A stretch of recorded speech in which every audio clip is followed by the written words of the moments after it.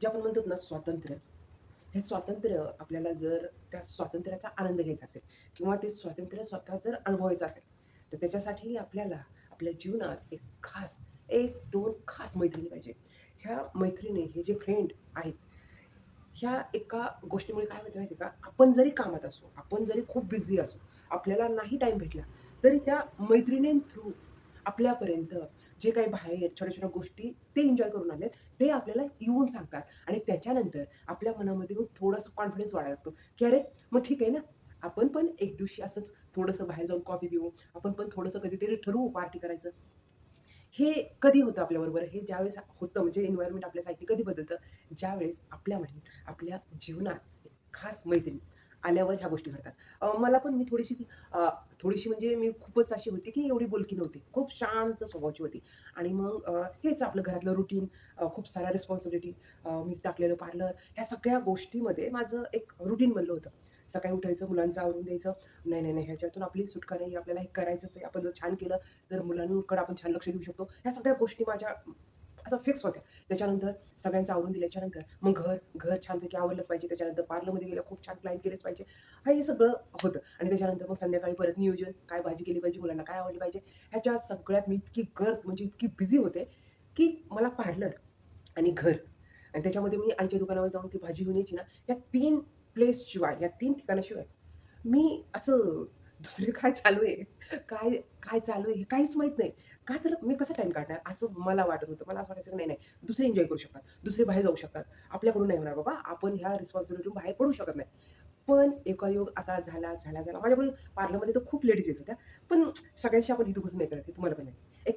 असं एक खास मैत्रीण बनून जाते. आपण तिला ओपनली बोलतो, खूप सारा हसतो आणि हां, एक टॅबलेट असते ना सिरप, तशा प्रकारे हे फ्रेंडशिप आपल्या जीवनात मदत करत असते.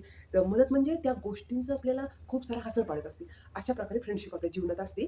जर तुम्हाला असं वाटत असेल, की अरे फ्रेंडमध्ये वेळ जातोय, काय करावं? मला पण असाच विचार येत होता.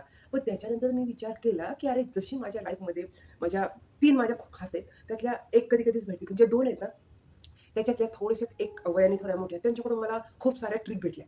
म्हणजे फायदा माझ्या मैत्रिणीकडून कसा झाला ते पण मी सांगते आणि मी नंतर लाईफमध्ये माझ्या कसा बदल झाला ते पण सांगते. मैत्री आपल्या जीवनात का पाहिजे? तर ज्या वयाने मोठ्या आहेत ना, त्यांच्याकडून सगळ्या ट्रिक अशा भेटल्या, की स्वयंपाकामध्ये कोणत्या-कोणत्या ट्रिक वापरल्याने आपला स्वयंपाक पण आवरेल, छानपैकी होईल पण, मुलांना पण आवडेल आणि आपला वेळ पण कसा सेव्ह करता येईल. हे माझ्या एक बनीताई आहेत म्हणून खास मैत्रीण, त्यांच्याकडून मला ह्या ट्रिक कळल्या आणि सुख-दुःख कसं ॲडजस्ट करायचं, कसं स्वतःला समजून घ्यायचं, लगेच बाहेरच्या गोष्टींमुळे स्वतःला लगेच त्रास करून नाही घ्यायचा. ह्या छोट्या-छोट्या ट्रिक त्यांच्याकडून कळल्या. हां, त्या भजनाला जातात. त्यांचे असे महिला मंडळांचे कार्यक्रम असतात.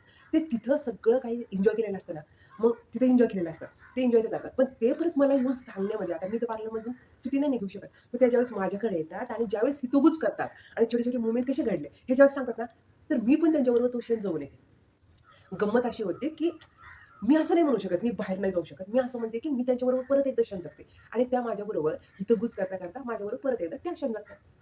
असं माझ्या एका मैत्रिणीबरोबर. म्हणजे खरं तर असं वाटतं, की अरे यार किती छान आहे. म्हणजे खूप सारा नाही वेळ द्यावा लागत. कधीतरी आठवड्यातून 1-2 दिवसमध्ये ह्या छोट्याशा गप्पा झाल्या, की परत आपण रिफ्रेश होतो. जसं पार्लरमध्ये क्लायंट माझ्याकडे येऊन चार्जिंग होतं ना, तसं आपली मैत्रीण आपल्याला येऊन थोडंसं तिने काय-काय केलं या आठवड्यामध्ये, तिला काय करायचं होतं आणि मग ती कशी थांबली, परत तिने स्टार्ट कसं केलं. ह्या ज्यावेळेस गोष्टी सांगत असतात ना, त्यावेळेस आपण फक्त ऐकत नाही, आपण पण त्या गोष्टी अनुभवत असतो, फील करत असतो. आता अशाच प्रकारे एक दुसरी एक मैत्रीण आहे. ती माझ्या लाईफमध्ये खरं तर मी येऊनच देत नव्हते. मी तिला तिला अजिबात मी तिला कॉल नाही, कधी विचारायचं नाही, असं नाही आणि ती पण अशी तशी नाही. ती पण छानपैकी सेटल झालेली, ती पण टीचर आहे. तिचं नाव तनू.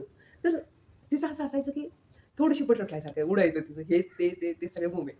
ती तिथं जाऊन टीचर आहे ती. तिचं सगळं ते झाल्याच्यानंतर, ड्युटी झाल्याच्यानंतर तिला 2-3 दिवस ती मस्त एन्जॉय करणार. पण तिथे तिने काय-काय केलं, कसं-कसं केलं, स्वतःला कसं आवरलं, मग ते प्रोग्राम कसे अटेंड केले, मुलांना कसं तिने टीच केलं. ह्या सगळ्या गोष्टी आहेत ना, परत आठवड्यातून 1 दिवस माझ्यापाशी. आणि मग हे सगळं होता मी पण असं विचार करायचे, की "अरे तनू हे सगळं तुझं झालं, पण मी बाहेर गेलेच नाही गं." मग ती असं म्हणायची, "ठीक आहे, मग आपण 1 तास काढू. चल आपण दोघी जाऊन येऊ." आणि विशेष म्हणजे काय व्हायचं, आता बाहेर जायचं म्हटलं, की आपल्याला थोडंसं बाहेरचं ठिकाण पण माहिती पाहिजे. आपण कुठे थोडा वेळ रिलॅक्स बसून खूप साऱ्या गप्पा मारू शकतो. तर तिला ते माहीत असायचं. म्हणजे मला एकच वेळ, घर, पार्लर आणि हे सगळं मार. पण तिच्यामुळे काय व्हायचं, की मी रिफ्रेश व्हायचे. ती म्हणायची, "नाही, आपल्याला जास्त वेळ नाही लागणार. फक्त तू 30 मिनिटं काढ ना, मग आपण तेवढ्यात जाऊ." म्हणजे ते 30 मिनिटं मी तिच्याबरोबर बाहेर जाणार आहे. खरं तर एवढं पण माझं हे नाहीये, पण मला असं वाटतं ना, पार्लर बंद केलं तर मग क्लायंट माघारी जातील. आपण इतकं सगळं ते उभा केलंय, ह्या सगळ्या विचारात होते. आणि मला मग त्यातून थोडंसं थोडंसं बाहेर काढून तिच्याबरोबर जाऊन कॉफी पिऊ, परत खूप साऱ्या गप्पा मारून परत पार्लरमध्ये यायचो ना, मला असं वाटायचं, "अरे वाह! मी पण सुट्टी घेऊन आले, मी पण थोडा एन्जॉय करून आले." कारण आपण एकटे बाहेर जाऊन तर इतकं सारं होत नाही आपल्याकडून. आपल्याबरोबर सपोर्टिव्ह, थोडीशी ॲक्टिव्ह, ॲडव्हान्सवाली असेल ना फ्रेंड, तर ते खूप छान आहे आपल्यासाठी. तुमच्या जीवनात जर अशी फ्रेंड असेल ना, तुम्ही सुद्धा खूप लकी. आणि हे सगळं सांगायचं कारण काय, की खरंच आपल्या जीवनात आहे ना, फ्रेंड असेल, तर आपण तिच्या थ्रू सुद्धा खूप छान आनंदाचे क्षण जगू शकतो आणि परत ते क्षण झाल्याच्या नंतर परत आपली स्ट्रगलची जी लाईफ आहे, त्याच्यात आपण जे काही एन्जॉय करतोय, ते सुद्धा आपण खूप छान आनंदाने म्हणजे ते सगळं एन्जॉय करू शकतो. तर मला असं म्हणायचं मी खूप भाग्यवान आहे. मी खूप हॅपी आहे. तर तुम्हालाही तुमच्या जीवनात जर अशी फ्रेंड भेटली असेल, तर तुम्ही सुद्धा खूप आनंदी राहू शकता. बघा एखादी फ्रेंड असेल, तर अशाच प्रकारे तुमचंही होत असेल बोलणं, हितगुज, खूप काही गोष्टी, तर नक्कीच मला कमेंट करून सांगा. तर वेळात वेळ काढून तुम्ही माझा व्हिडिओ ऐकला त्याबद्दल खूप सारे धन्यवाद आणि असाच व्हिडिओ पाहत राहा आणि असंच ऐकत राहा. थँक